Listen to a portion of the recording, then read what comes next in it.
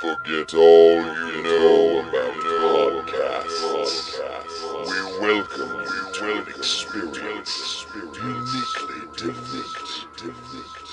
Please join us for our coverage of all entertainment on the fringe of society. The candles are lit, the lights are down low. It is now time to welcome our host as he steps up to the pulpit. The sacrifice has been prepared for the midnight black mass.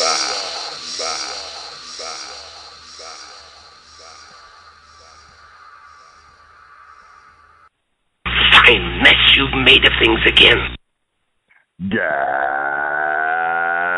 greetings, groovy ghoulies, and welcome to another edition of the Midnight Black Mass Podcast.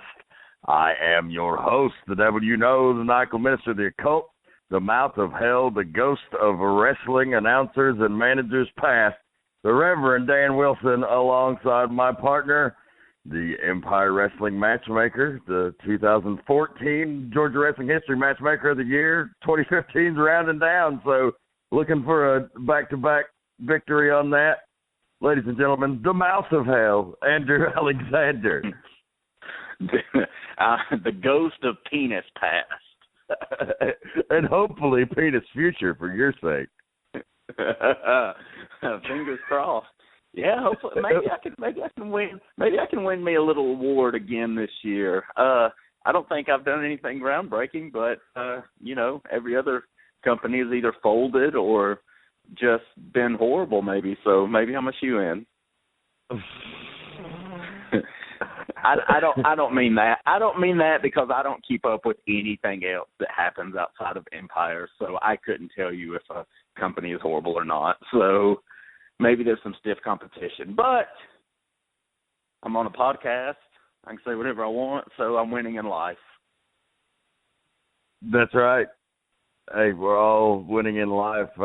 Halloween was a great time this past weekend. We talked a lot about it. We were hyped up about it. We promoted it for weeks on the podcast, just as being one of our absolute favorite times of year.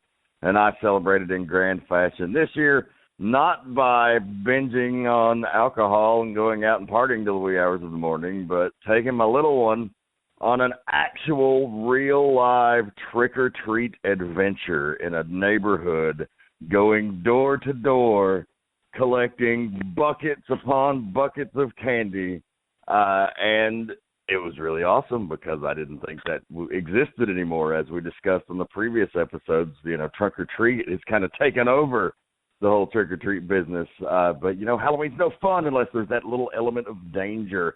You had yards all decorated with spooks and goblins and ghosts and witches and haints and boogers, and you had some kids like jumping out from the bushes in costumes and shit, and it was just great.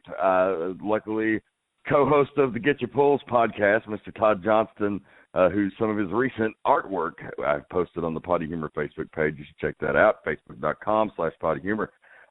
He invited us to go with his family, and man, that was not something I've experienced since I was a little kid, and I'm just so thrilled to see. There's at least some places in America that haven't shat on the spirit of Halloween. Man, I think we may need to edit all this out of the show because once news gets out that you actually took your child trick-or-treating to neighborhoods, someone may turn you into the authorities or the Child Protective Services or something. God forbid you take your child out door to door begging for candy. That's just unheard of. In 2015, I guess it is, but I was very happy to be a part of a good old-fashioned trick-or-treat. We dressed as the Toy Story gang. We let the little one pick the costume, so that's quite a sight, seeing the Rev dressed up as Woody from Toy Story. So I'll share a picture of that as well. I was about to say, I saw a picture of that shit, and it was damn near the greatest thing I've ever seen in my life. I mean, no exaggeration. I mean, on one hand, truly, on one hand, it was truly great because it was so fucking ridiculous and you looked like such an ass clown. But on the other hand, it was awesome because that's what a father does for their child. They go out there and they put on arguably the most ridiculous outfit I've ever seen you wear. And I've seen you at wrestling, so that is saying something, and walk around in public, if you will. And I think that's probably a sign of a true dad, because, there's probably lots of dads out there that don't even, won't even take the kids out or pawn them off on the mom or what have you. But you definitely got to share that picture because it is legendary. It's so awesome. Where did you even get that costume? There's a costume shop here in town called Beauty and the Beast, and both my wife's Bo Peep costume and my Woody costume were obtained from there. Well, that shit was awesome. It is a sight to be seen that they had a fucking Woody costume for a 230-pound man. It's awesome. It's a great picture for sure. So I had an interesting Halloween, but we got to save all of my tales of my Halloween for our Fuck or Fail Halloween edition this week because mine was not safe for the whole family.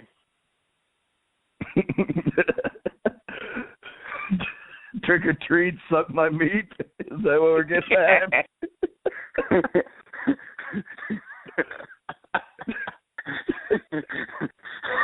Open your mouth for this skeet.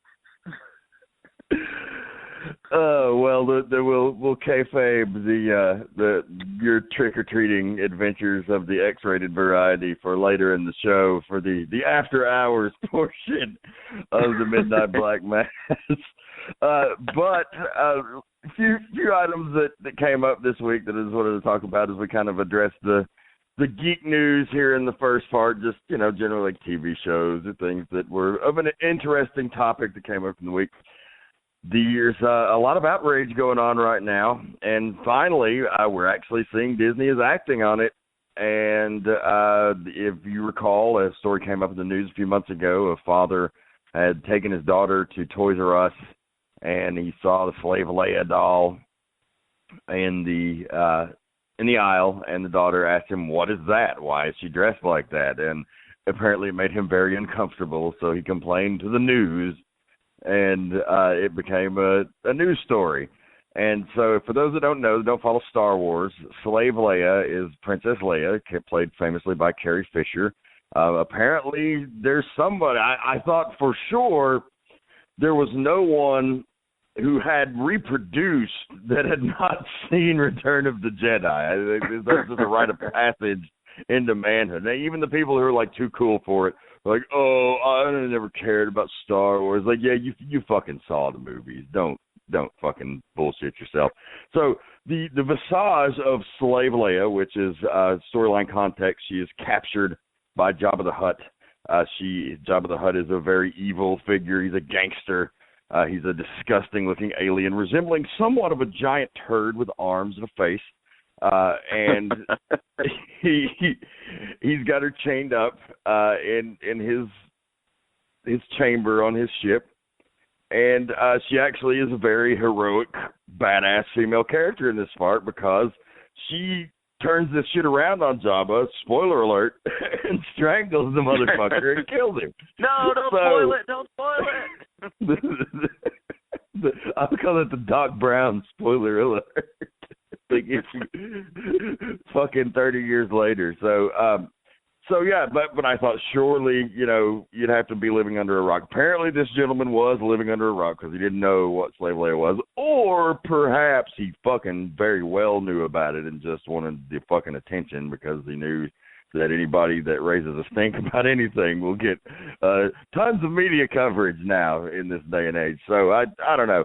But in any event, so Disney responds, and they are now, I wouldn't actually say retconning Slave Leia. That may be a bit strong of a term, but they are future retconning her for sure. Like, of course, I don't think they're going to go in and take the scene out of Return of the Jedi because that would be something that fans would fucking mutiny over. But they are discontinuing any and all merchandise featuring her in that visage from this point forward, and that is a corporate edict by Lucasfilm and Disney. And I just think they're missing the fucking point on a great level. I mean, you don't want to sell the toys. That's your prerogative. Like, this is going to make the ones that are out there more valuable. But, you know, when it gets to a point where this is a situation where she was being exploited and sexualized by a monster, and she turned that around on him and was a heroine and a badass, like, I don't know. Like I said, I think it's just missing the point entirely.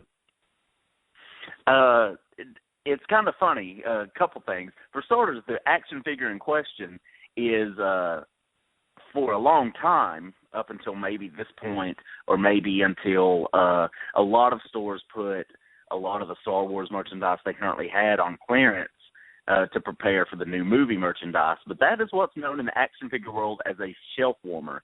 That figure was fucking everywhere. It sold like the aforementioned fucking turd with arms and legs. Like, you could find 1 million of those by walking into any retailer. So, of course, he saw one because no one bought it. And I don't exactly know why no one bought it. Maybe it was just overproduced. So the handful of hardcore fans that would want it bought it, but there was still 1 million left. And it just wasn't a great figure. The face, I just don't think that it really looked like her. I was super excited when I saw the figure coming out, but then when I saw it in person, I still haven't even bought it for myself. I will try to find one now because obviously this is going to be the last time we get a chance to get anything like that.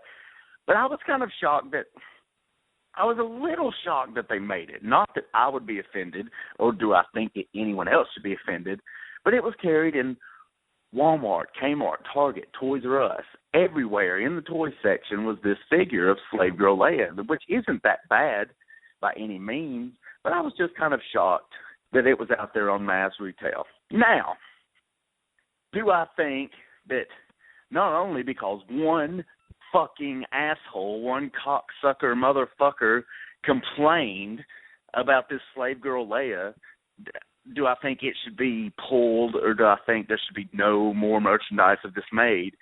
Absolutely not. Like, that is so fucking stupid. And how old is that movie now? 30 plus years. Return of the Jedi came out. It took us as a society 30 fucking years to get to the point where someone said, hey, that's not cool. Man, fuck this guy. Fuck his little snot-nosed brat daughter that don't like some tits and ass on an action figure. Fuck their stupid mom that had the little brat and married this asshole. Fuck them all, I say, just because this is ridiculous. It makes me so furious that people bitch and just everybody just crumbles to them. Oh, shit, someone's upset about something. We got to alter every fucking thing about our business to please them. And it's probably a good thing that George Lucas doesn't control Star Wars any longer, because if he did, that scene would probably be taken out. They would, like, CGI a fucking sweater on top of Slave Leia. Oh, it's cold in Jabba's lair. It's cold in Jabba's lair. You got to fucking cover those tits up and shit. It's just, that's the type of shit that pisses me off. Yeah, like, it's pretty absurd to think about that you waited 30 years to get pissed off about something. Like, that's a long fucking time, you know? Yeah. I really thought that scene was ingrained in pop culture. I don't think it. As Captain Spaulding says, I know it. Fucking,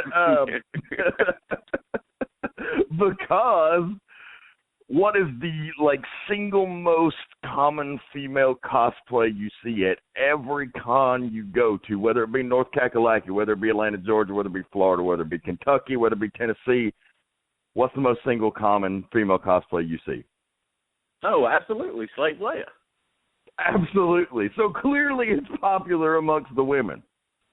So, and not only And not only is it not that bad, I mean, it covers more than a standard bikini. You could take your child to the beach, and no matter what beach it is, they're going to see more than is exposed by that costume. And and people, you know, I'm not saying you're going to just walk down the aisle of a Toys R Us and see fucking women with their tits hanging out and everywhere, but that's society. That's like, there's so much shit that people just wear in public that exposes, you know, sometimes exposes more parts of the female body than that costume. Not to mention, it's an action figure. They didn't hire some actress or some model to go stand in the toy aisle half naked promoting the shit. It's a 6-inch piece of plastic. Doesn't even look real. And one person raises hell. And I'm sure a bunch of fucktards jumped on the bandwagon. Oh, yes, it's immoral. Slave Leia's immoral. Well, bullshit. Like you said, I mean, your whole point about it being a strong character and, you know, she comes back, she fucks Jabba up. You know, just fuck everybody. We should have saved this for old man haters because I'm pissed off now. I know, I almost did, but then I got to thinking about wrestling stuff, and I got even more fired up, so I said, well, we'll save that for old man haters. But, so, yeah, like, I just, like, it's, why is sex so demonized in our society? In some scientific studies, it is deemed a natural human urge, a natural human need, like a basic need. Like, you know, you need to be able to fucking rub one out, eat a sandwich, you know, like your basic survival need. Like in a debate where I saw, like, you know, should prisoners be allowed to fucking jerk it in prison? And, you know, I was like, well, yeah, well, fucking, my God, you're going to take that away from them too?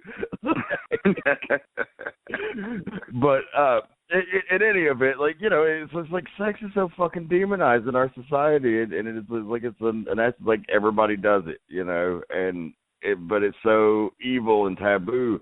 Yet you can turn on the fucking 6 o'clock news and see a motherfucker cutting somebody's head off from the Middle East, you know, like right there, like, you know, violence. And that guy that complained has a kid, so he's at least gotten laid once. But he's probably a sick motherfucker behind closed doors. He's probably doing filthy shit to women. He's probably got his own slaves locked up in the basement that he's just fucking rubbing his balls on the forehead, all sorts of crazy shit. I'm not saying he's a bad person and goes on a podcast and talks about it in great detail, but I'm saying he's probably a sick fuck. Well, you know, the loudest ones are usually the ones that have the most to hide. Usually the people that rail the most against something are usually doing something way more fucked up. They're usually doing it as a diversionary tactic. So you may not be too far off base there. I don't know. But in any event, yeah, that's fucking stupid. But I felt it had to be mentioned as our countdown to Star Wars comes on. And so much more Star Wars-related content as we prepare for the release of The Force Awakens, which we both have giant, raging, throbbing boners for. So can't wait for that, and can't wait for more Star Wars stuff. Lots of fun to be had yet on the Midnight Black Mass. So also, a quick rumor here, just right before we get to the Wrestlenews, that the Iron Fist series on Netflix, Iron Fist popular Marvel character, Danny Rand, the Kunlun legend of Kung Fu, he's best known as Luke Cage's partner from Heroes for Hire, but he has this great, like, mystic karate backstory. Like, it's kind of like Kung Fu, the legend continues. But like Ed Brubaker wrote a really, and Matt Fraction both, they teamed up and did a great fucking series about his, like, mystic fighting style origins. And so Netflix had already announced the series was going to happen about that, and now they're saying with all the hype about the Punisher coming to Daredevil that they're probably going to can the Iron Fist series and fast track a Punisher series due to the response. Well, that's very interesting. And a rumor I heard about a week ago, I heard that the Marvel movie studios which is a little different from the Netflix, the television studios. They were wanting Iron Fist for a movie to fill in. They've opened up some new slots for some movies. There's obviously rumors about them getting the rights to Fantastic Four back and canceling Inhumans, and a lot of rumors going around. But I heard they wanted Iron Fist for a movie, and that a Moon Knight Netflix show was going to take place, which, isn't a bad idea by any means. But I just think that you need, if you're doing these things on Netflix that are obviously, if Daredevil's any indication, they're going to be hits because Daredevil was amazing. I think you almost got to have Iron Fist. You got Luke Cage. Like, there's no one else. I mean, there's just, and they've already planted the seeds loosely for Iron Fist type stuff with the Daredevil series. And then Luke Cage is obviously going to be in the next one, the Jessica Jones series. It starts in just over a week. By the time this airs, just over a week. I don't know if that's a good call, but a Punisher series, I'm all for. That would be amazing. But I don't understand whoever sits in a room, even going back to mid-2000s when they're planning, okay, we're doing Iron Man, we're building this whole universe. It's working. Let's do different characters. Okay, let's do TV shows. Let's do Netflix. Why did no one in these meetings have the thinking that, hey, who may be a good source for a television show or movie? The Punisher. It takes them just random, because if Daredevil wasn't the hit we wouldn't be getting the second season of that, I should say, as quickly as we are. They definitely hot-shotted that because the demand for it was there. So they're like, well, what can we do? Okay, here's a chance for Punisher. And people are like, hell yeah. What did they think people were going to get? Punisher's awesome. Everyone loves the Punisher.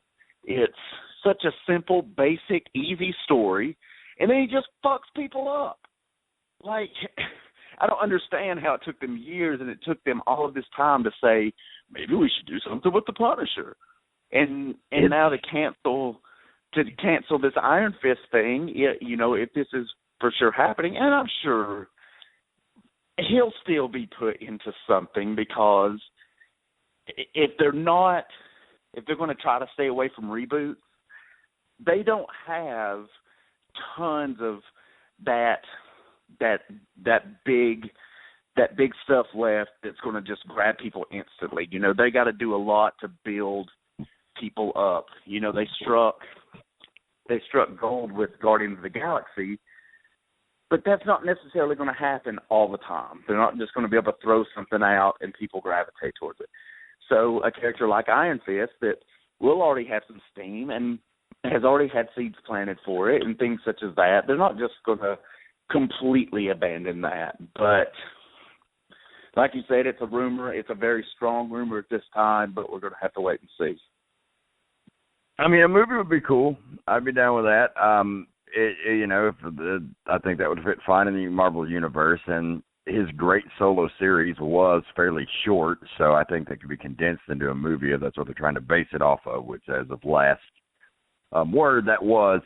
Of course, I think really probably the best bet is to just make Luke Cage a Heroes for Hire series.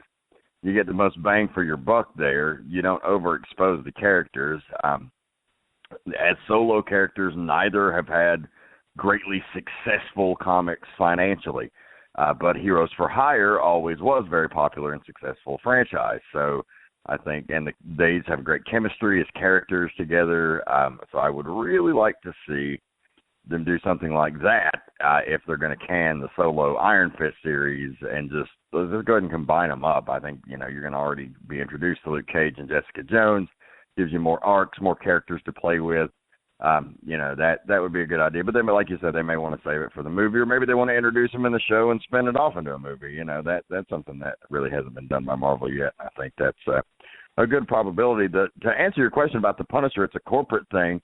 The Punisher, surprisingly, despite being one of the highest merchandising sellers for Marvel and one of the most popular characters in terms of just like fan support, never has been financially successful. Even the comics often get canceled because they don't make money. That's why you never see like a super long-running Punisher series. Probably the most successful Punisher series was like the Garth Ennis Punisher Max stuff that ran for a really long time, and that's because it was financially successful. All of the Punisher movies did very poorly in the box office. The biggest one was the Tom Jane, John Travolta one, and it did not do great numbers. So, that's from a corporate mindset, like they haven't found the right way to capitalize on that, which kind of seems like their fault because, some of the stuff has been good. Like maybe they don't know who they're trying to market the character to, and I think people also want him in that greater Marvel universe. And they've never done that. He's always, anything that was Punisher-related standalone has always been in its own world, with no ties to any other characters. Yeah, and that Thomas Jane movie, which was very good, when was that, 2004? That's 11 years ago. We're in a completely different world, especially when it comes to the Marvel Cinematic Universe.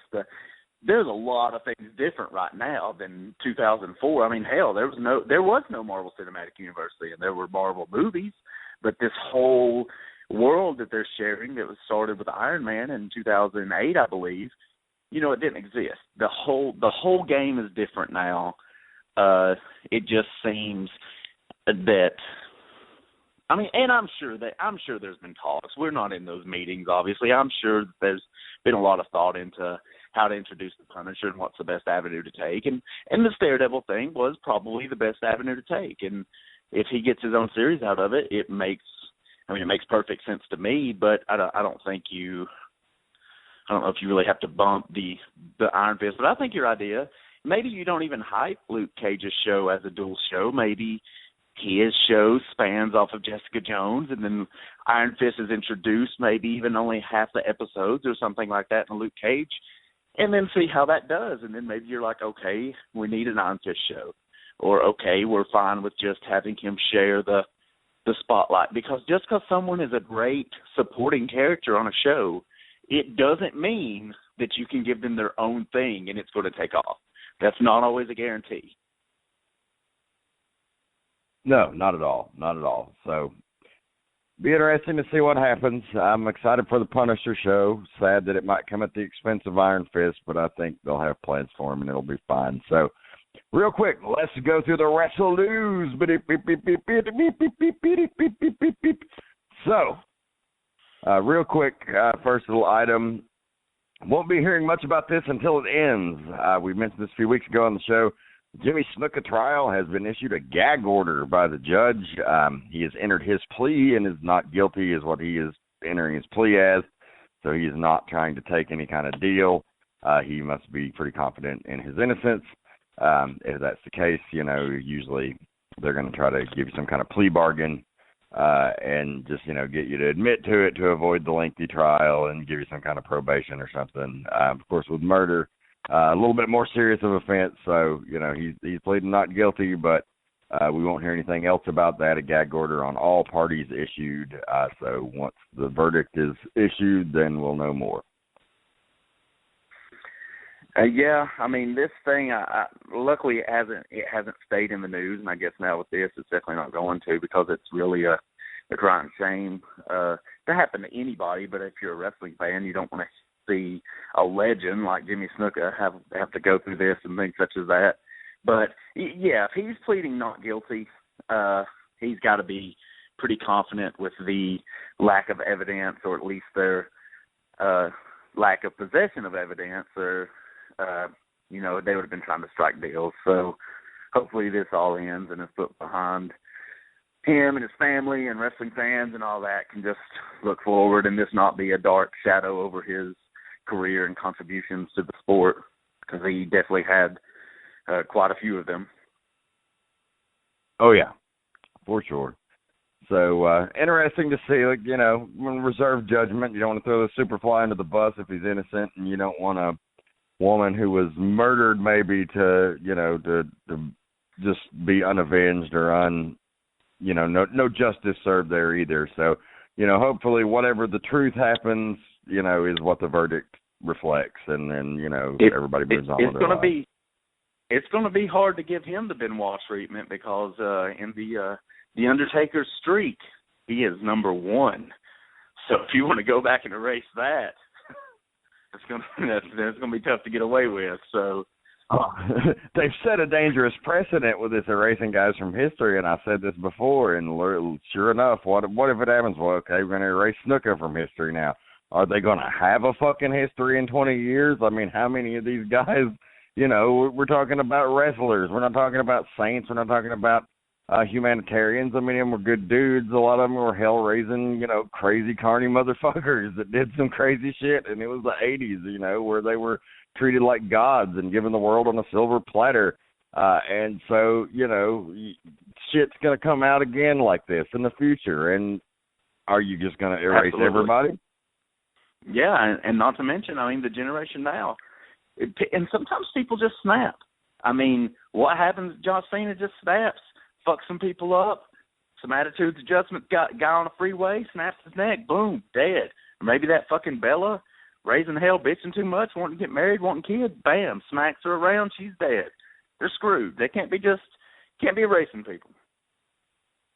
No, that's crazy. Another interesting bit of news I saw that just kind of made me laugh. Buff Bagwell apparently went on Steve Austin's podcast and said that Jim Ross was the reason that he got fired from WWE, and he blames him for ruining his career personally. And, of course, JR responded and basically said something to the effect of there was an issue with some house shows, and apparently his mom called JR and asked him to keep him off the house shows. And, you know, he let her have it, and then Buff got fired a few days later. So, you know, maybe there's some truth to that, maybe there's not. I found it interesting. Like, I don't hate Buff. Like, you know, every time we've worked together, he's been cool, and, you know, he's always done good business. He sometimes can be a little bit of a prick as far as cockiness, but, you know, especially when he first got released. But over the years, he seemed to have mellowed a lot and was always fun to work with. And, you know, always went out there and did a good job. So, like, I don't want to hate on him too much, but, you know, he doesn't have a great reputation in the business either. So, interesting story. Not really newsworthy, just more people, like, throwing around old grudges, but that stuff always entertains me to a degree. That story is interesting because it's just so odd. Like, why the hell would his mom call to get him off these house shows? That to hear him tell that story, and I believe it's pretty accurate. They were in Georgia. You know, the Monday Night Raw where he got fired was in Atlanta. It just a lot of it just doesn't add up. And I mean, Jim Ross, a lot of people, you know, have come to his defense, and a lot of people say a lot of great things about him. You know, there's been some people that are not a fan of his. That's anybody in the world, but it's definitely anybody in the wrestling business. Especially when your job was the hatchet man. My God. Oh yeah, and I mean it doesn't make sense to. Okay, you have one bad match on TV, which the argument could be said that they were set up to fail, and it's got legs behind it. And then your mom supposedly calls and asks for days off, and you give them to her, and then you fire the guy. It doesn't add up. That's not something you fire somebody for just randomly. So the whole story and that whole time frame of the WCW invasion angle and looking back on it, and once you know, at the time, like I'd been in the business for less than a year, but I was kind of like, okay, well, this is kind of cool. But then when you look back at it, it was just such a flop in so many ways, and they had no, like, real star power.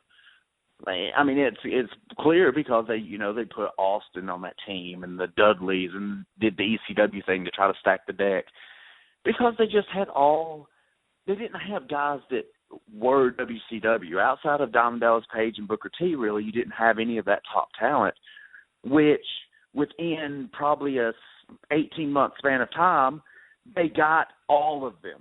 I mean, the NWO, Steiner, Goldberg, every WCW, Mysterio, every WCW guy with the exception of like a Sting and a Luger, they got.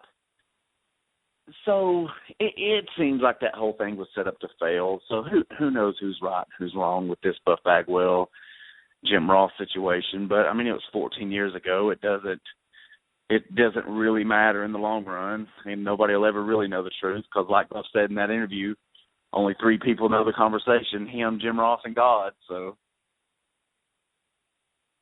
that's a fact. So, and like I said, interesting anyway.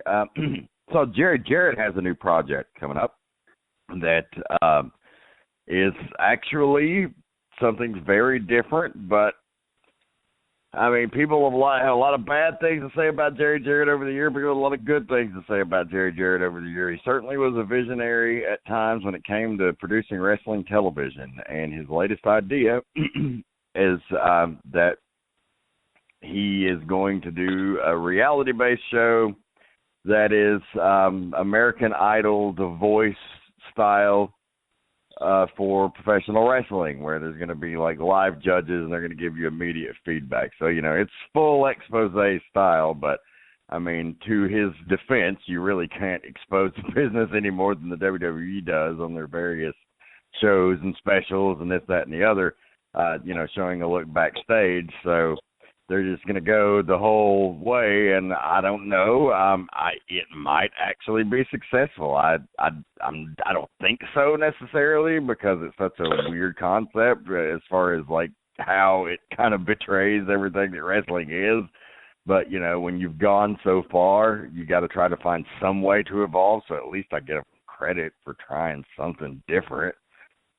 yeah, I mean, it's definitely different. Yeah, I mean, if you're a fan of guitars, you gotta hate that motherfucker, right? I mean, he produced the one man that just destroyed more guitars than anybody on the planet. But, I just don't know. I don't see it working. I think the ship has somewhat sailed on a lot. And I know wrestling's still big because, I mean, it does still do big business, but it's nothing like it was in the end of the 90s, early 2000s. It's nothing like it was maybe in the mid-'80s. It's just not the same, and there's so many other choices. I think if you're doing something outside of the WWE or the WWE Network, I just don't know how much success you're going to have. Not right now. Maybe if there's another boom. Because in 1998, you could have slapped a WWE scratch logo or an NWO logo on a big, huge, fat fucking turd straight from Tank's ass, and somebody would have bought that motherfucker for $9.99 real quick. Like, you could sell wrestling to fucking blind people back then. But those days are long, long, long gone, and there is no sign of them coming back anytime soon. No, they're not, and the people in the business don't do much to help that, and that's what my old man haters rant later on is going to be all about, and so you're just whetting my appetite for that right here. But you know, if it's something that, if they're looking for managers, announcers, you know, like it might be something I would try, but you know, I don't know. It's like I said, I'm somewhat skeptical of it, but I'm also intrigued by it because it is so different. Like it may just be a total failure, but it maybe is. Maybe it gets onto something. Maybe that's the last remaining thing to go for wrestling is to just let people see every fucking aspect of it. It's certainly not what common logic would dictate, but I mean, I don't think everything's been tried at this point, so why not?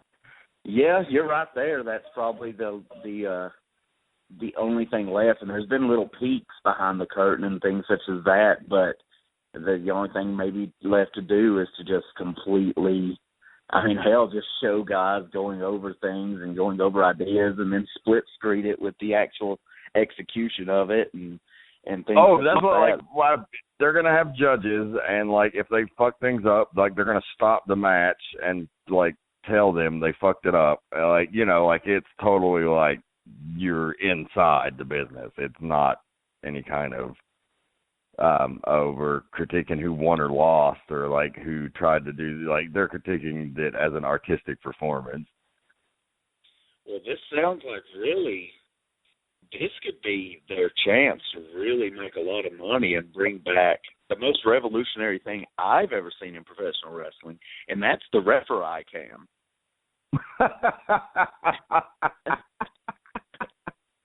This sounds like the perfect opportunity, right?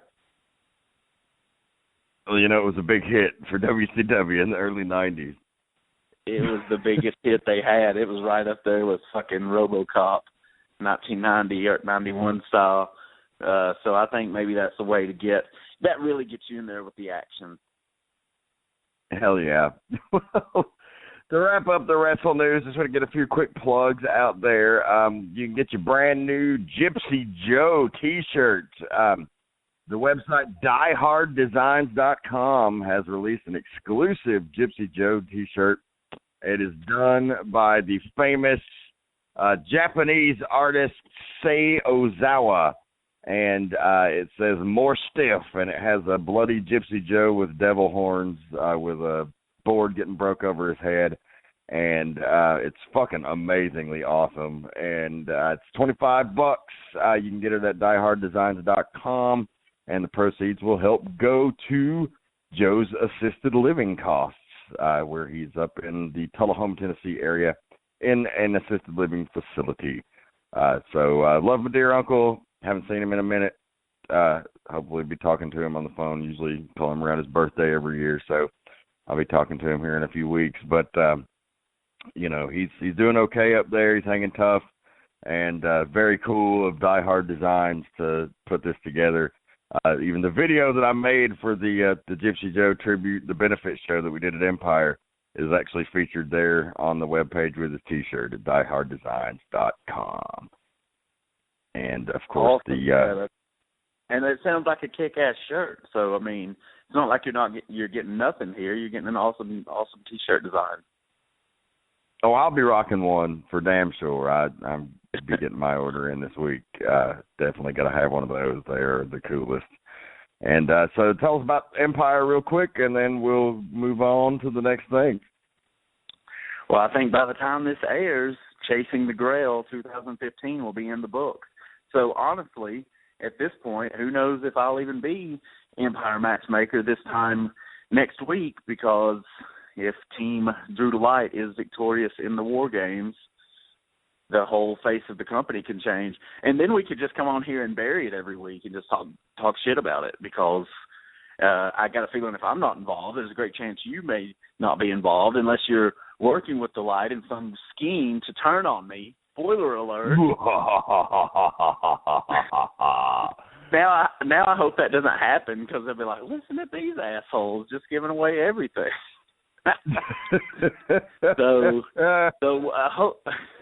So hopefully you will not turn on me in a vicious manner and cost me my job and then cost me my podcast, because I ain't gonna fucking help you no podcast if you're a turncoat and join the likes of Drew to Light. But we may have a new champion. Logan Alvey facing basically his toughest challenge today. 3 challengers in one match, the first ever 4 corners match for the Empire Heavyweight title to ever take place at Empire. So Chasing the Grail is definitely going to be interesting. Definitely getting the closing out the year, looking towards the new year, and maybe see some changes, familiar faces, old faces, new faces, all sorts of changes coming. So, I mean, basically we have to wait to the next edition podcast to see how that plays out. Yeah, very much looking forward to it. Hell, I won't have time or energy to turn on your fucking ass. I'm going to be doing commentary there for the official Empire Wrestling home video release available at EmpireWrestling.net here in just a few weeks. And so I will be on the play-by-play once again.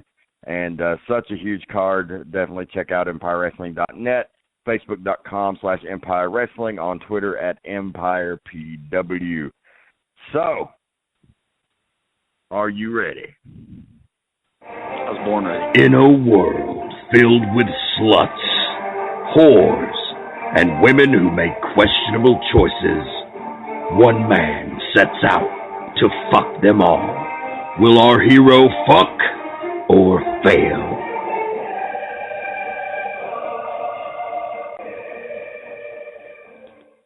Welcome So yeah, we didn't have a fuck or fail last show, but I have a story that took place last week that I want to tell, but I'm going to save it for next week's episode because this is a special Halloween edition of Fuck or Fail, and it's a two-part story. Part number one is basically when I woke up on Halloween, I had zero plans, nothing to do. It was like at the ripe age of 31, I was accepting defeat in my life and just going to roll over and die and sit at home on Halloween and I guess be some creepy dude giving out candy to little trick-or-treaters in my neighborhood. But I just couldn't go down like that because nothing wrong with doing that, but I just felt this old, sad dude that didn't have plans on Halloween giving out trick-or-treat candy to the kids. I just felt like a creep. I just felt that these single moms would be looking at me like, oh, look at this guy, look at this asshole. So I said, fuck that. Got to find something to do. So, randomly, I get invited to a Halloween party. And this is how this conversation goes, and I just felt I had to share this, and you'll appreciate this. The person who invited me was a young girl, completely of age, but still quite a bit younger than me. But I took the invitation as felt like it had that feel of, hey, come to my Halloween party because I'm going to get drunk and I want to fuck you. So I was like, yeah, that sounds cool. I'll come to your Halloween party. But at the same time, being at this very awkward age, I was like, wait a minute. Or is everybody there going to be like your age, early 20s? Am I going to be the old guy at the party? Yes, exactly. But, and the reply was this, verbatim. Oh, no, don't worry. My parents invited some people, so there'll be people there your age. Oh, damn. Yes. I just looked at her and I was like, I'm not that old. And she goes, well, you know what I mean. And apparently her mother actually isn't that much older than me. She must have had this kid when she was like a teenager, so. But still, the phrase, don't worry, there'll be people there your age, was said to me by a young, attractive girl. And it just continued, just a little piece of my heart just continued to die as I get older and older and older and older. So, but nonetheless, I say, well, I'll show this girl who's an old man. So I go with my standby that we've mentioned before on the show, my Tony Stark, go home, get in my suit, shave my douchey goatee, because after all, I am Iron Man. And this party scheduled to start at around 7 p.m., which seems a little early to me. So I'm going to get there a little after 8 because I like to be fashionably late. Well, I get to this party. There's not a lot going on. It's still early, mind you, but there's just not much going on at all. Now, this chick's mom, the aforementioned mother, that is quote-unquote my age, she was hot as fuck. Like, she was total MILF porn 101. But, her boyfriend was there, the stepdad-esque character, whatever. And there was another gentleman there. The girl who invited me, her friend, quote-unquote, well, I think they're at that awkward stage to where maybe he's going to be her boyfriend or maybe he wants to be her boyfriend, but she's not completely sold on it because she definitely told me, oh, my friend's going to be dressed up with me. But the emphasis was total friend, to the point I figured it was a woman. So I get there, and this guy is hanging around. It seemed like a nice dude. I can't say that he wasn't, but had a very unfortunate look to him. So despite this girl somewhat being flirtatious with me and things such as that, she had a boyfriend figure at this party. So I'm like, okay, not a lot going on here. I'm clearly was not invited for some drunken sex. I got to get the hell out of here. So the older people my age kept talking about going out, going downtown, stuff like that. And I was like, I don't want to really do that, And, of course, I don't drink, so they were super excited. Oh, my God, you could be our DD. And my DD days are long gone. I'm not going to do that shit again. I've had my fill. So finally, I'm like, okay, guys, I'm getting out of here. Thanks. See you later, whatever. It's completely uneventful. I'm like, oh, shit. Well, I say, fuck that. Hit up some people. They're at another party. So I'm like, and it wasn't too cold this Halloween. I don't know how it was up there for you guys, but it wasn't that cold. So I said, I got to get out of this suit. So I went home, and I went with my standby part 2, which is 80s rock star hairband guy, which I have that stuff in just at the snap of my fingers. I've got good shit for that. So I go home, I shave the douchey goatee off my face. I am no longer Iron Man. I'm rocking out with my cock out, 80s style. So I throw on this stuff. I look like fucking Dee Snider and Bret Michaels' love child, and I go out to this other party. Now, this party was a little bit better, a lot more people, a good mix of young talent and people my age, so I don't have to feel like the old dude there. And typical party, typical shit.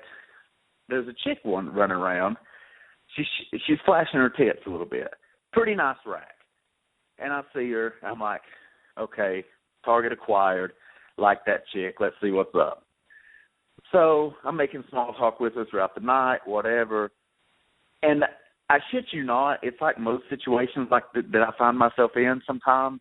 I had no idea how this happened. I have no idea how I get to the point of, oh, I could fuck this girl. Holy shit. Next thing you know, we end up going back. We're walking to my car. We get in my car.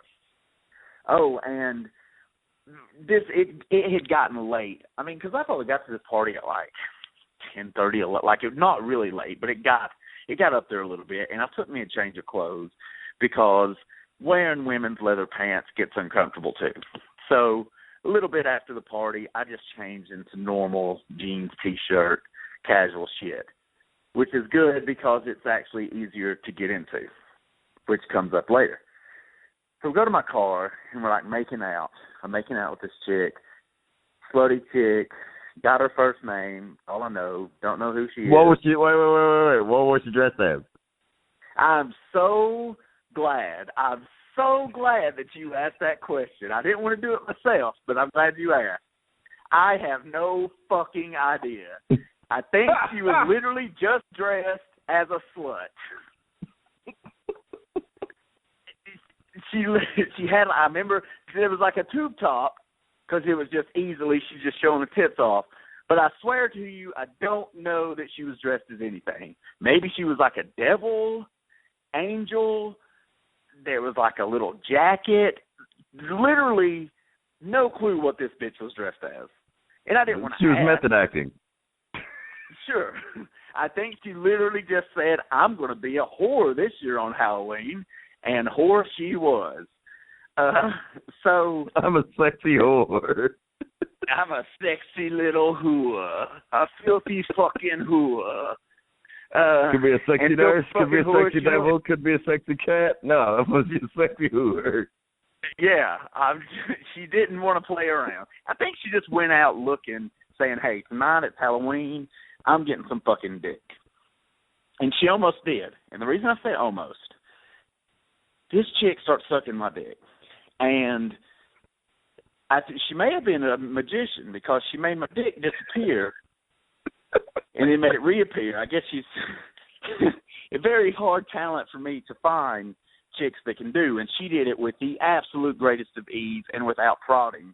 She just did it. And I was like, oh, man, I think I'm in love with this chick. I just wish I knew what she was dressed as. So she's sucking my dick, and she's like, oh, let's fuck. Well, okay, I haven't fucked in a car in a long time. I'm a grown-ass man. I got a mortgage payment. I like to fuck at my house. So, never once crossed my mind, and I've ran into this problem a couple of times, but this one specifically, Never once crossed my mind to take condoms with me because I'm like, I got a fucking house. If somebody wants to go fuck, we'll go fuck. Or maybe we go to their house, I can get some. So no condom. Not that I really was looking forward to fucking in a car anyway, but I was like, oh, fuck. Because I was ready to go. This chick was, like, amazing. So I'm like, I can't. She's like, yeah, you can. So she's taking her shit off. She's, like, naked in my car, like, shit around her ankles and stuff. There might have been some wings or devil horns. I don't know. No, I'm kidding. There's no accessories to tip it off. So she's like pulling me on top of her, and I was like, yeah, I can't fuck you. I'd like, let's go back to my place. No, I can't leave my friend. I can't leave my friend. And I'm like, well, fuck your friends. And I've seen one of her friends, so no, don't think I could have invited them too because that wasn't happening. They were quite beastly. So I'm like, I can't do it. I was like, look, let's get together this week.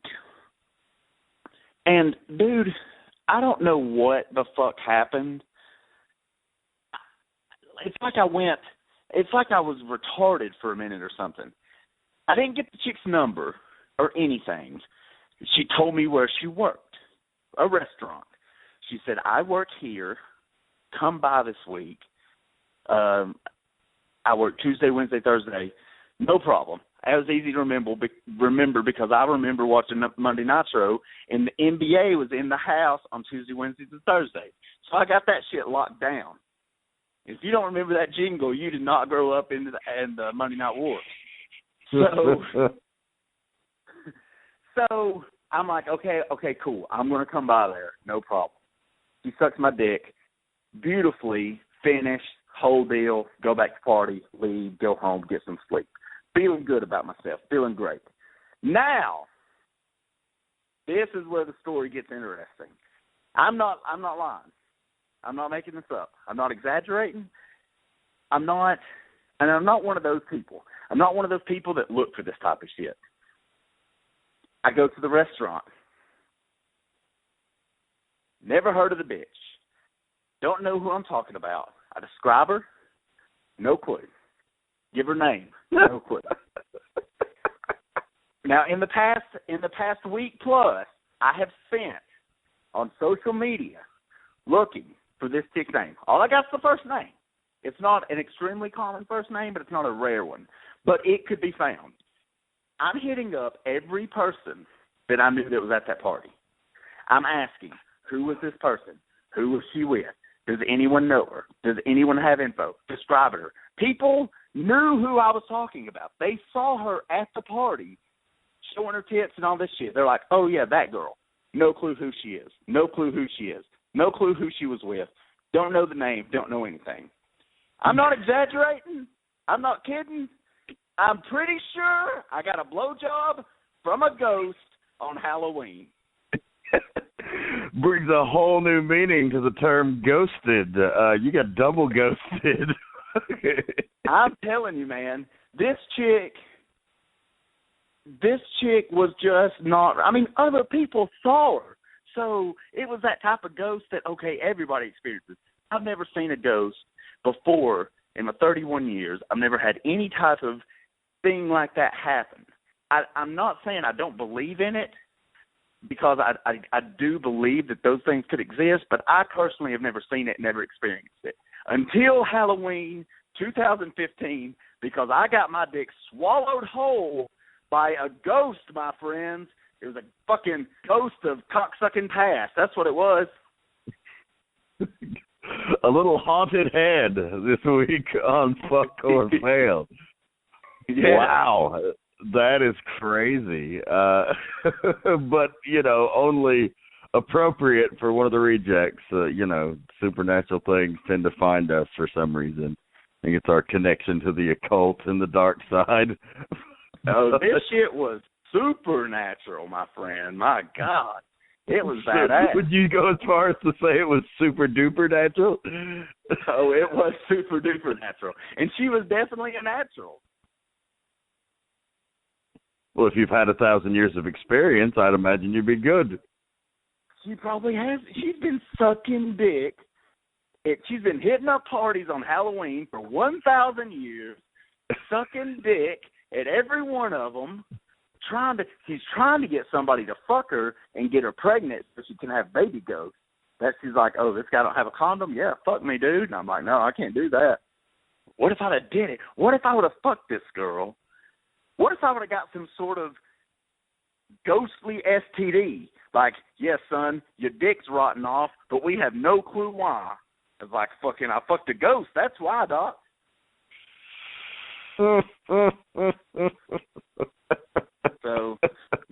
well, they say the veil between the living and the dead is at its thinnest on Halloween night, and so spirits are more open or freely able to roam our realm. And so I do believe that this being, this entity, this specter, if you will, she just appears once a year on Halloween to fillet some lucky guy and then disappear.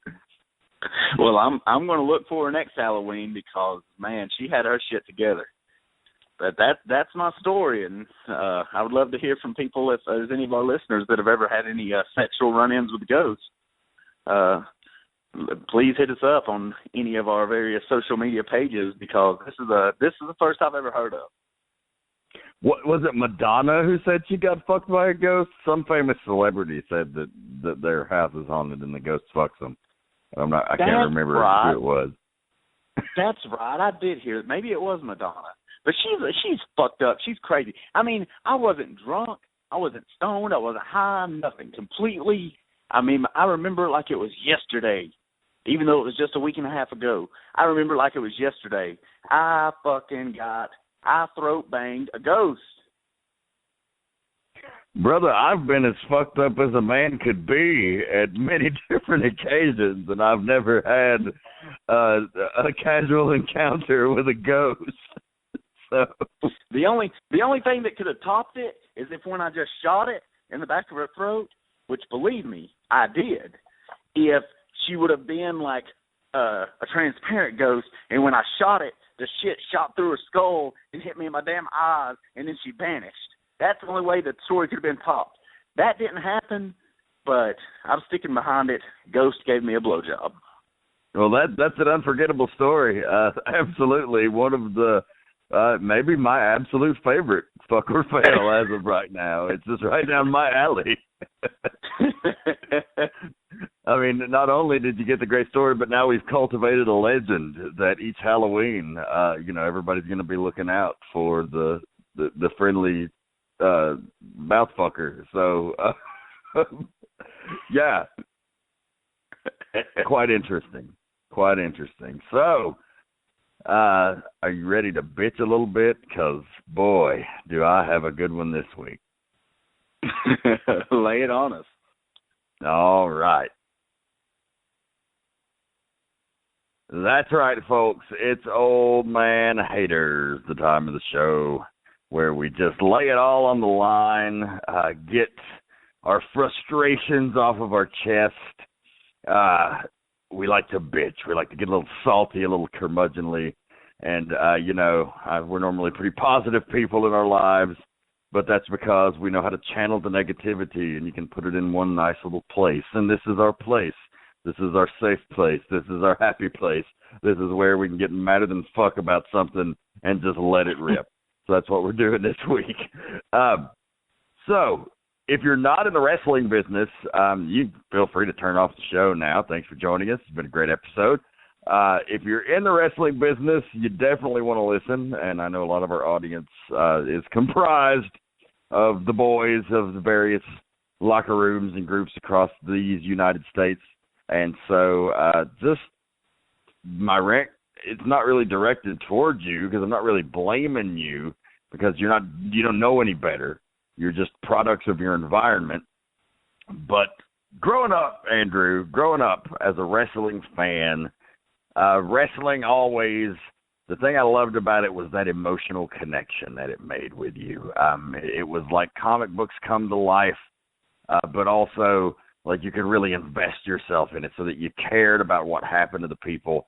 And largely that was done by interviews and angles and things like that, but also ultimately executed in the middle of the ring. And does that sound like a foreign concept to you at all? It is today. No. Well, I completely I understand what you're saying, and I agree completely. So what I really, really get tired of, like, especially as a commentator, when you go up there and you call a show straight all the way through, and you see the same shit over and over and over again. And I've bitched about that, but it's not just on the shows I commentate, it's on the shows I watch. And so if I'm even I will watch shows sometimes just trying to get ideas in my head for commentary and like things I want to say and do or how I might approach a certain match. Man, the modern product of professional wrestling is not an indictment on anybody. Like I said, it's just your products of the environment. But folks, if something don't change, you're not going to have a fucking business left.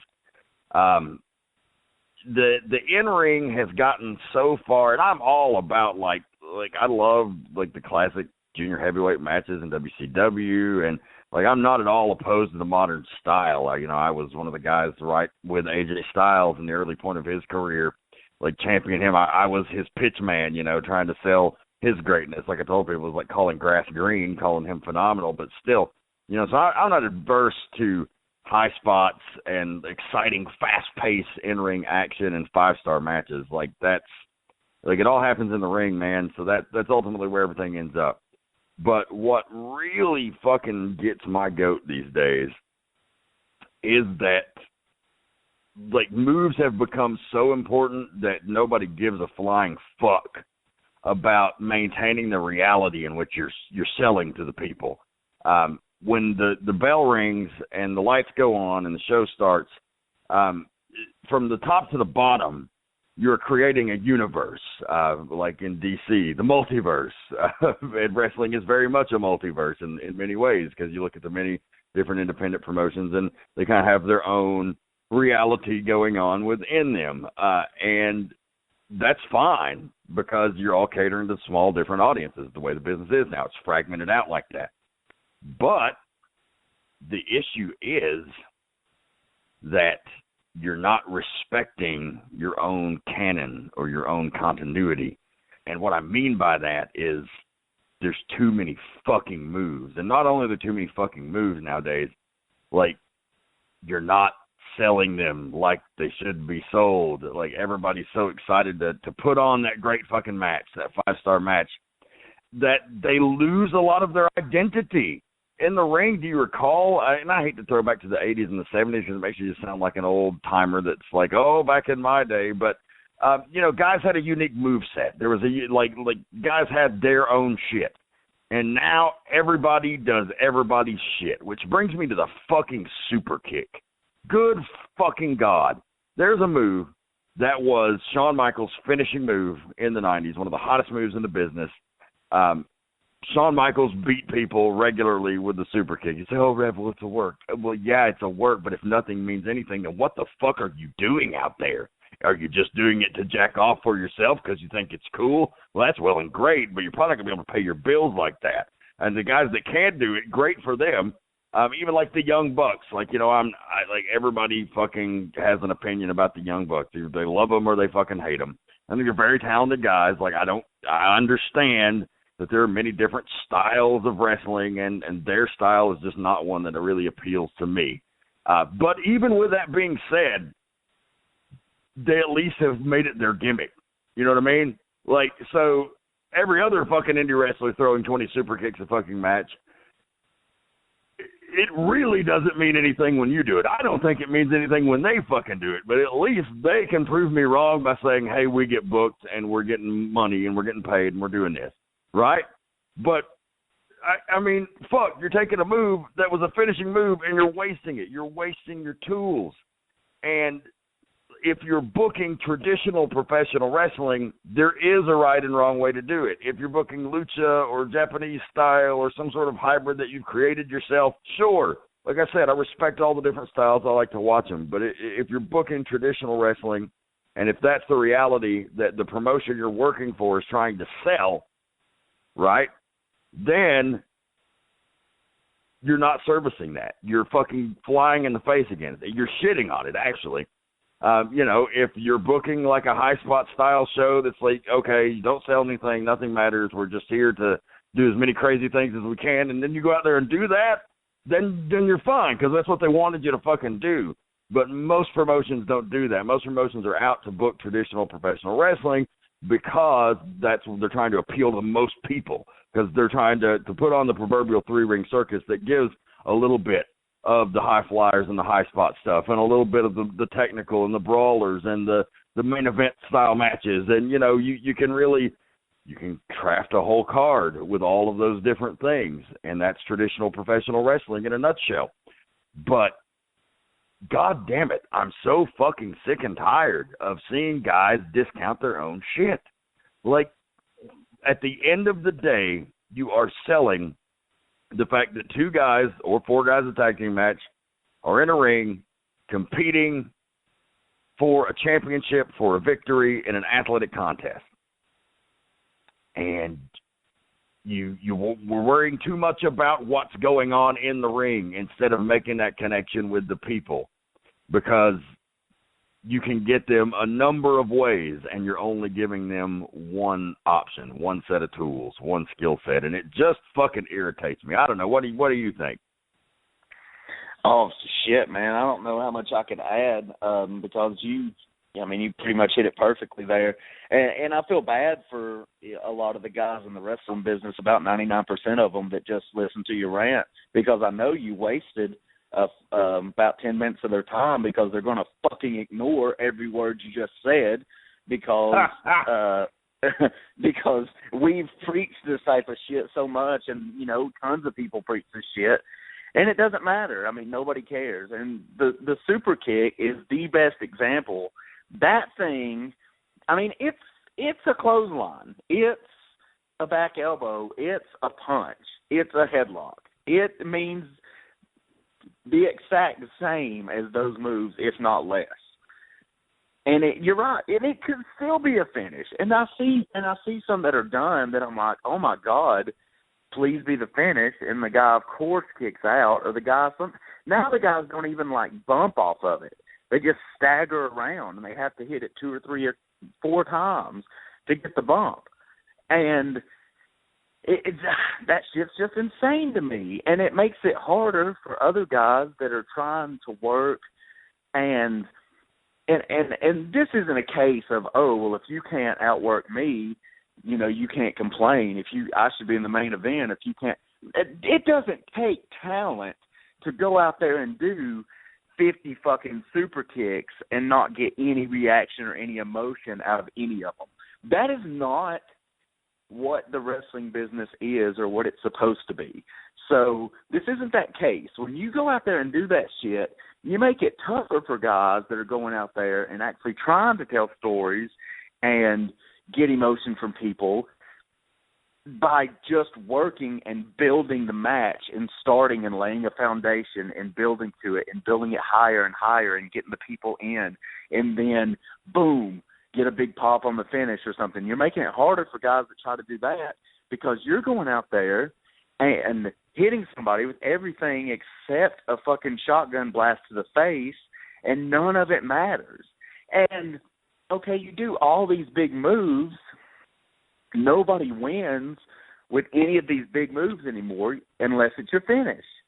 And sometimes the finish you do isn't near as impressive as a lot of the shit you just did. So what's the finish fucking matter? But nobody can win on falsies anymore. Hello, that's what makes stuff falsies. If you occasionally win with that super kick, the next time you hit it, people believe that it's over. That's why it's so much harder to constantly get that reaction that you want when you're nailing these falsies and people are kicking out at, 2.99999. It would be a lot easier if it occasionally you would win with one finish instead of having to hit 3. So the next time when the guy kicks out of the first one, it is a shock.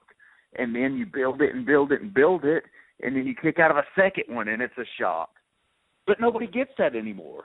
And part of that goes with, too, guys are treating every match like it's their blow-off angle. Like, okay, guy A, you're wrestling guy B. You have 8 minutes.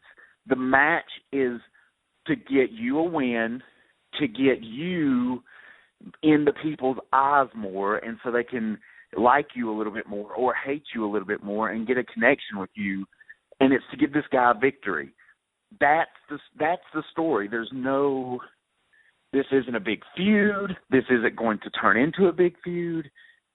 Go do it. And then you go out there and you wrestle like it's the main event of WrestleMania, and you're kicking ass, and it's like, well, how many falsies we should do? I don't know. None. Just have the baby face drop you on your fucking head with this finish and pin you.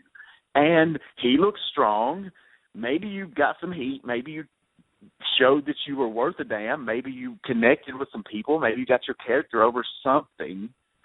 And this guy got a strong win. That was the point of the match, not to have a fucking 5-star classic. You can't have the 5-star classic all the time in every match. And you can't have the 5-star. And if you do, then when it comes time to actually have the 5-star match, nobody's going to give a fuck because they've already fucking seen it.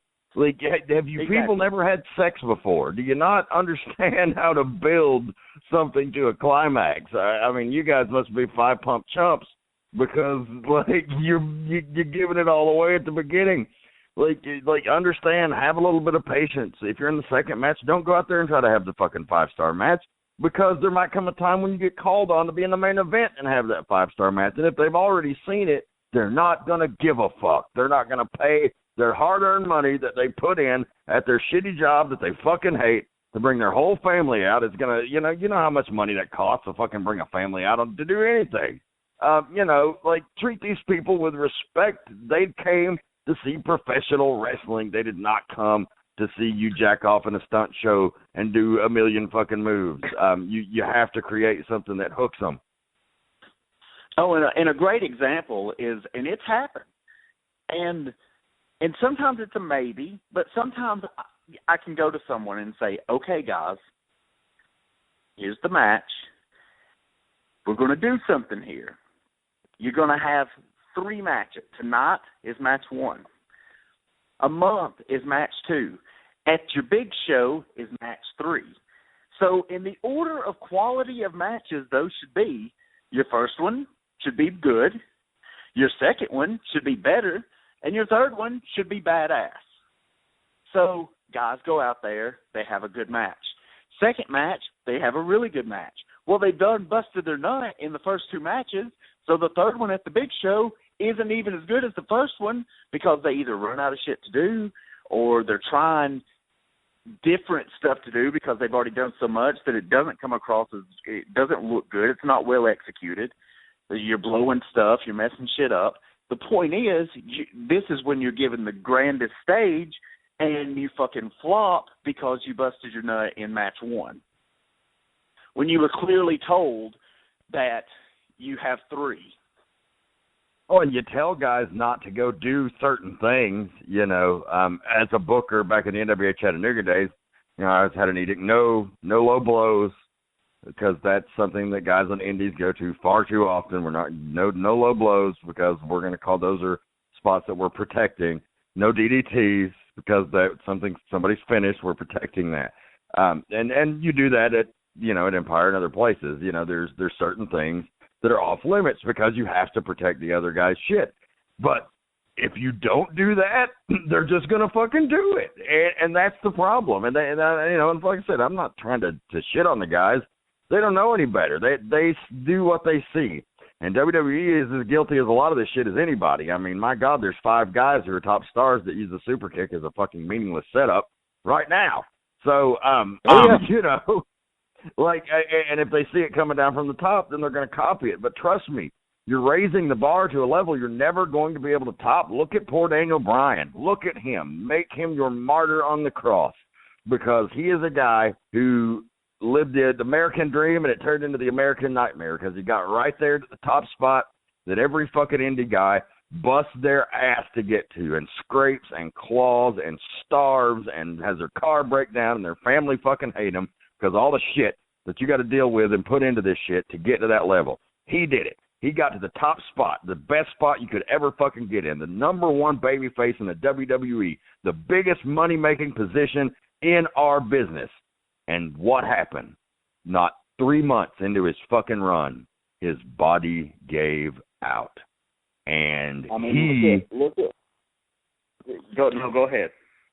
He didn't do half of the shit guys do today. He still had a very mat-based style. There's a lot of bumps. I mean, does a lot of bumps, even in like his comeback and, moves where he's doing offensive moves. He does a lot of bumps.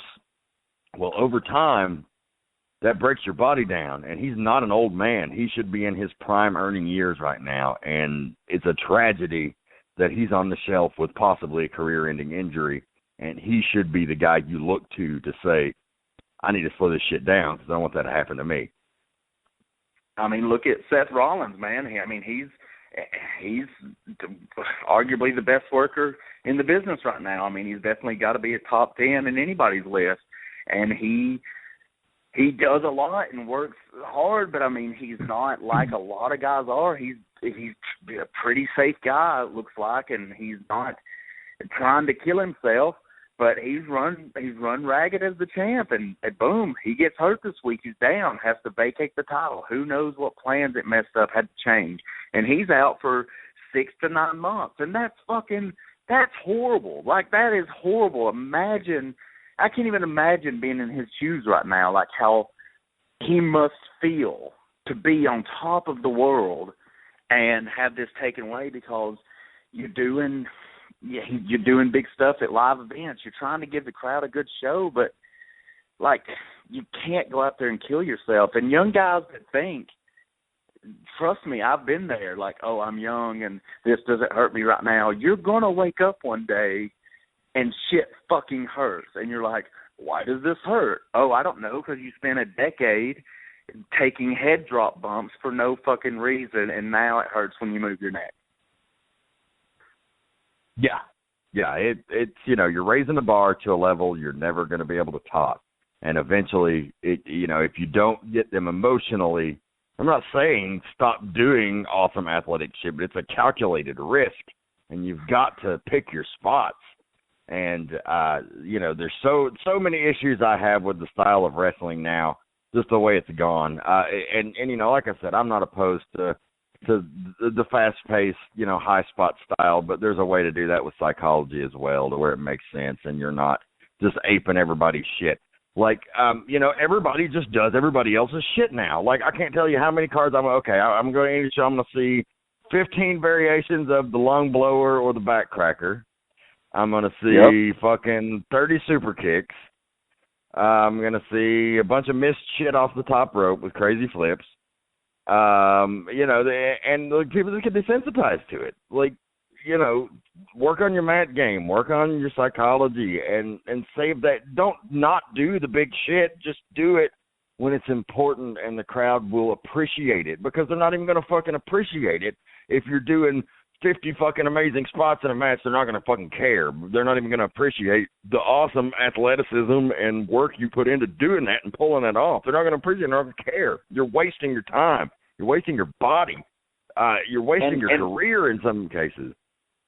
And it's not even just the big shit. It's little stuff. Everybody does the same shit. It's the way you'll reverse an Irish whip, or it's a way you'll get out of a hold, or go into a hope spot, or reverse something, or duck something and hit. It's little stuff that everybody's doing the same things of, and you don't have to be a 5-star worker to notice that shit. You can be a very casual wrestling fan and say, hey, wait a minute, didn't the first 3 matches have that same type of thing? And yeah, you're fucking right, they did. Of course they did. Yeah, it's a bad scene. I mean, on the plus side, guys, if you make your shit unique and you do things that other people aren't doing, and I know that's more difficult now because of just what we just said, everybody does everything, but then that's how you're going to stand out. Man, in an era where it's harder to stand out than ever, the more you can customize your own stuff, and that's both in the ring, but your look, your gimmick, your facial expressions, your promos, your entire wrestling package. The in-ring is not the only fucking part. And it's the least important part of what we do. It is the least important part of professional wrestling. Wrestling is the least important part of wrestling. Yeah, and I mean, opponents of what we're saying here would say, well, now it's there where everybody's a smart fan, so they would have, you're insulting the fans' intelligence by doing angles and shit like that. It's like, no, you're fucking not. It's an accepted form of American vaudeville or theater. It's a uniquely American art form. Everybody knows it's a fucking show. Everybody knows TV shows are a work, and everybody knows fucking movies are a work. You protect the reality while you're in it. And wrestling isn't a more unique thing because it's this live theater type thing with real action in the ring. So, you have guys really beating the shit out of each other, but you also have that theatrical element. And, it's so much more than just fucking wrestling. And people that say that everyone's smart now, no, they're not. Everyone is not smart. Everyone does not want to see two guys kill each other when they know that it's a work. Like, everyone doesn't want to see you do that stuff. Give one match on a show where it's a car wreck match, but then people want to see other shit. If there's 1,000 people in a crowd, 900 of them want to see other shit too. You can't all have the car wreck match. You can't all have the video game match. And another thing, just while we're bitching about it, you know what guys are going out there hitting each other hard, stiffing each other, dropping each other on their heads, fucking breaking their bodies, and doing just a bunch of shit and constantly kicking out and doing more and more and more. You know what guys are doing that? The same fucks that are going on social media and tagging, man, I had a 5-star classic with this guy. Thanks to everyone that come out support it, and tag them in it. And then that person comments, yeah, thank you, buddy. It was awesome. It was fun. While you have your fans and the marks on your Facebook, and they read that shit. So you're fucking killing yourself and killing the business to prove it's real. And then meanwhile, 30 minutes after the show, you're fucking screaming at the top of your lungs, this shit's fake, to anyone that'll read it. So you're fucking just killing yourself. Hey, that's a fact. So we're about out of time, guys, yeah. But listen up. We're some old fucking crotchety motherfuckers that really don't give a fuck anymore. But, we're not so out of touch. We came up in the modern style, so we're familiar with it. We respect it.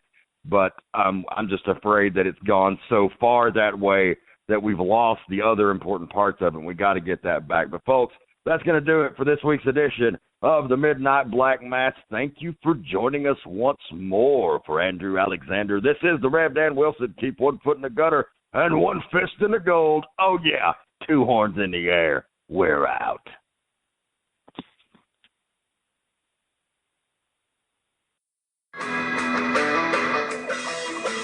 This has been a production of the Potty Humor Network. Find us online at youtube.com/Potty Humor or subscribe to us weekly and never miss an episode by searching Potty Humor on iTunes or Stitcher. Thank you for listening and good night.